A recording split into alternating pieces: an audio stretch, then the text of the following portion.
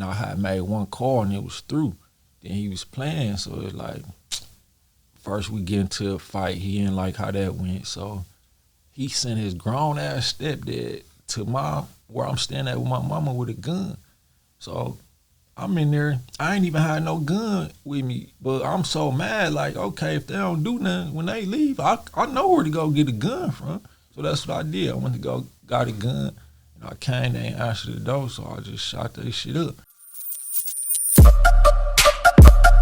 Yeah, we on Boss Talk 101. Yeah, we gonna talk. How long did it take you to move to start taking everything over? Well, see, growing up how I grew up, like I was like one of the crazy bad kids, so that probably instilled fear in my peers and stuff, even like the OGs, cause like they wasn't even shooting people. You know what I'm saying? Like I shot somebody first time when I was like 11. No, you know what I mean? Really? Yeah, and they knew this. This what I was known for in my neighborhood by the OGs. So it's like they already grew. And for the ones who it wasn't fear, I don't even want to use fear because then they gonna feel like hoe ass niggas. Yeah, respect. At least respect. Yeah. So I established respect as at back then. Like I had my own gang at 11 or 12. Yeah. Like no bullshit. Like 10 other kids. And they willing to do wherever I want to do.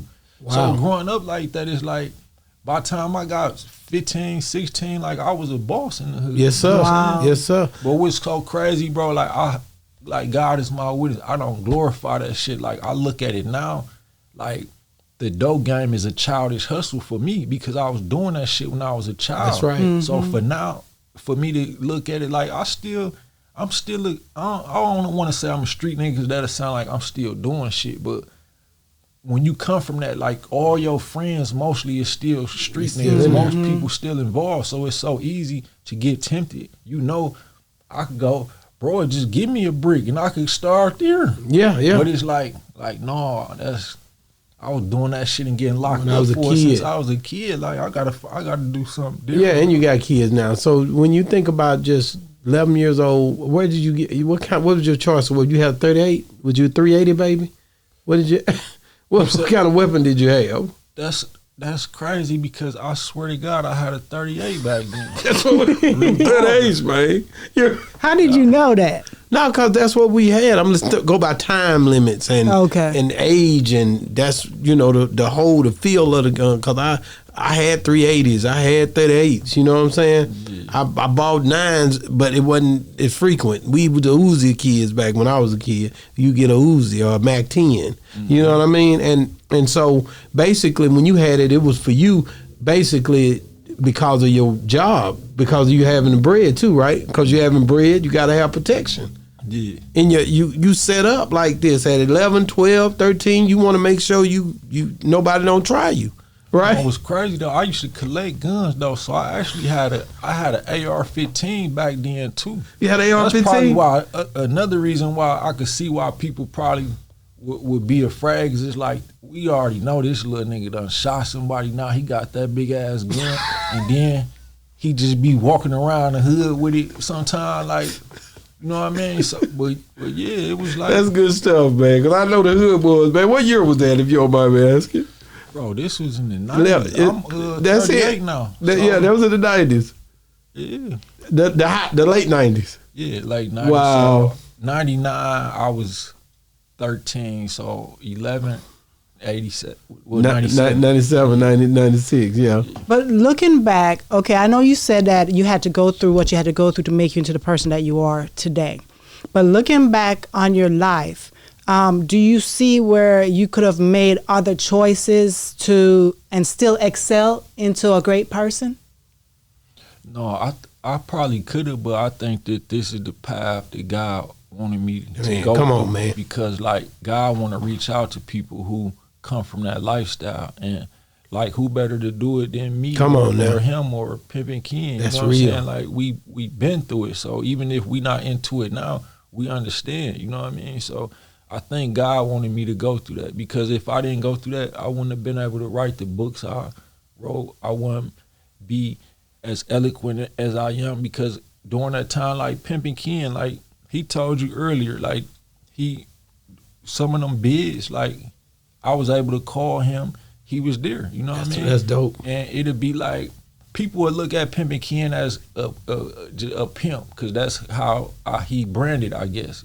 But he's so much deeper than that. Man, he bro. way like, deeper than that. Like when I was calling him from jail, I was calling him like, bro, what book should I read next? You know what I mean? And he was telling me books like Dr. Naeem Akbar, African Psychology, Breaking the Chains of Psychological Slavery. So this is the type of shit I'm reading. So I'm learning about our culture and our history, and I was still young then, you know what I mean? But it's like, yeah, like... Man, that's so live, man. I love that, man, because people don't realize, man, that's why I don't go by what nobody think. I go by the heart, man. I try to look at people there. I don't care what you done. I don't care what you've been through. I love what you just said. That's your testimony. And how you gonna help somebody if you ain't been through these situations? Yeah. For you to been on that block for all them years, man, and then from a kid, that's why when the man, I read the Bible a lot. So Mark chapter 5, we talk about the legion, the man that had many demons, you know what I mean? Mm-hmm. But when he got healed, he came and the people, he used to cut himself in the mountains and in the tombs, and he got himself together. And because he met Jesus, okay?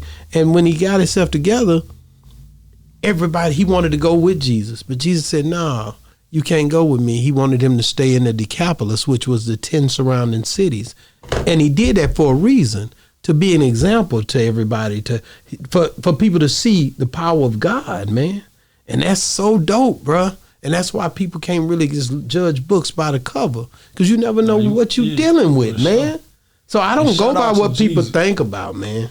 Shout out to Jesus, bro, because you know one thing, like being in jail, I don't know how everybody else did their time. You know what I mean? But me, I read, studied Come on, like man. that, and I studied every religion you could think about. Me That's too. How deep I was into God. Like I want to know God. I want the type of person who because my family was Christians, I'm gonna judge the Muslims or the Hindus or the Buddhists. I read all that. Me and you so much alike. That's the same thing I did. But what's crazy though, like boiling everything back down to it, studying all these other prophets or messiahs or whatever they want to call them, like Jesus was the truth. Who he sound like? Yeah. That's exactly what I say. That Jesus is crazy. Was the truth for real, because you looking at the characters and the way that it make you so dope because you can see people's character a mile away. That's why I tell you a lot of times I can read people so easy because I've studied characterism so much when it come to reading books. That's what I just told you earlier when I said, bro, I could tell you a man of God. Yeah. If you wasn't, I wouldn't be this friendly with That's you. Right. That's like, right. I could just tell. You can tell. Yeah. And we have to learn quickly because when you locked up, you so many people coming around that you don't know what these people done. Your life on the line. Yeah. Am I right? So you learn to assess people so quick. You can tell real quick like what a person about. So I see a lot of people over the 20 years come through that door, and especially when we've been doing this podcast, I can tell right off if I'm not, if it's not I know, I tell you that all the time. I never say nothing about it, but I know already. Yeah. But I tell them, I'm gonna get to you, and I'm gonna give you the message that God give me to give you. I don't care what happened in the midst of it, but I'm gonna give you what you come here for. You know what I mean? So thank you for coming on the show, man. You're a delight, bro. Like you helping me out a lot. It's probably one of my better interviews, and I do a lot of them. Here. Yeah, I appreciate it. Yeah. I just want to go back to the fact of when you went to Juvenile. You went to Juvenile. How many times do you go to Juvenile between 11 and 18? Like 5, but I don't know if you've been through that, but they usually be lenient. Juvenile. Yeah. Like my first case was shooting up one of my guys' house because he had a cell phone. He sold me. He told me it's like, it was minutes then. He told me it was like 80 minutes or something, and I had made one call and it was through. Then he was playing, so it's like, first we get into a fight. He didn't like how that went, so he sent his grown ass stepdad to where I'm staying at with my mama with a gun. So I'm in there. I ain't even had no gun with me, but I'm so mad. Like, okay, if they don't do nothing when they leave, I know where to go get a gun from. So that's what I did. I went to go got a gun, and I came. They ain't answered the door, so I just shot that shit up. Wow. And it was crazy though. Like, that could have been a serious case, which it was technically, but I stood solid to the point they came with a plea. They couldn't prove I shot it up. All they could prove, they said they had fingerprints on the gun. So it's like, okay, that's possession of a gun. I'll plead to that. Yeah, yeah. I ain't finna plead to shooting that shit up. So how long did you do on that bid? They had me on bracelet for 90 days. 90 days. A year on paper. Yeah, and yeah. then I ended up catching a dope case like 60 days after that. Wow. After that incident. Wow. And then how long did you get for that one? I was in a group home for like 2 years. And then I kept going back like for petty shit in the group home, but then I caught another dope case, and then I was 16 by then, and my max was time 18. That's how I go in the juvenile system if they don't waive. So I'm like, time 18, I'm already 16. Like, come on with it. You know what I mean? That's all y'all can do. I plead it. You know what I mean? So when did you? I know you went to prison after you got older. How old was you when you first went to prison? To adult? Yeah. 18. 18. You went straight on. So as soon as you became 18. Yeah. I got out.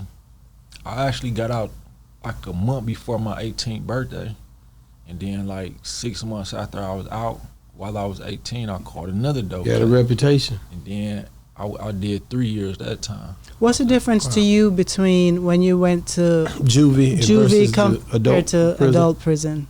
What's crazy, juvenile was way more gangster than adult I keep prison. hearing that. Like, I don't know if because everybody was young and didn't care and everybody had this energy, but like me and Ken was just talking about that earlier too. Like it was this place called Wells where they sent us do our time, and they called it like gladiator school, because that every day people fight for sure, bragging about they fights. You know yes, what I mean? sir. Like, that's what it was. Yeah. So and that's in Milwaukee, right? Yeah. Okay. So going from that to adult, it's like this adult shit soft because everybody chilling. Yeah, they don't want no smoke. You know what I'm saying? You still stuff go down, but it's like as a juvenile, people looking for smoke. They want to, you know what I'm saying, make a name off themselves. They want to fight. You know what I'm saying? But it wasn't like that. So yeah, we on Boss Talk 101. Yeah, we gonna talk.